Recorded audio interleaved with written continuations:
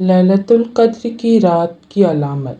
حضور اقدس صلی اللہ علیہ وسلم نے ارشاد فرمایا کہ رمضان کے آخری عشرے کی طاق راتوں میں سے 21، 23، 25، 27، 29 یا رمضان کے آخری رات میں جو شخص ایمان کے ساتھ ثواب کی نیت سے اس رات میں عبادت کرے اس کے پچھلے سب گناہ معاف ہو جاتے ہیں۔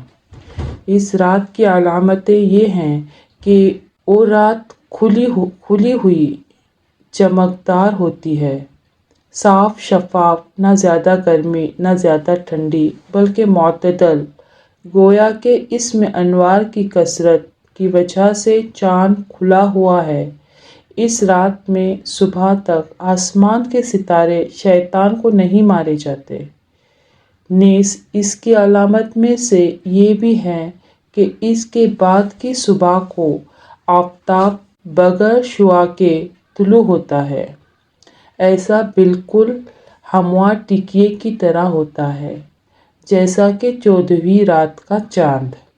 اللہ نے اس دن کے آفتاب کے طلوع کے وقت شیطان کو اس کے ساتھ نکلنے سے روک دیا۔ ایوب بن خالد رحمۃ اللہ علیہ کہتے ہیں کہ مجھے نہانے کی ضرورت ہو گئی، میں نے سمندر کے پانی سے غسل کیا تو بالکل میٹھا تھا، اور یہ 23ویں شب کا قصہ ہے۔ مشائخ نے لکھا ہے کہ شب قدر میں ہر چیز سجدہ کرتی ہے، حتیٰ کہ درخت زمین پر گر جاتے ہیں اور پھر اپنی جگہ کھڑے ہو جاتے ہیں۔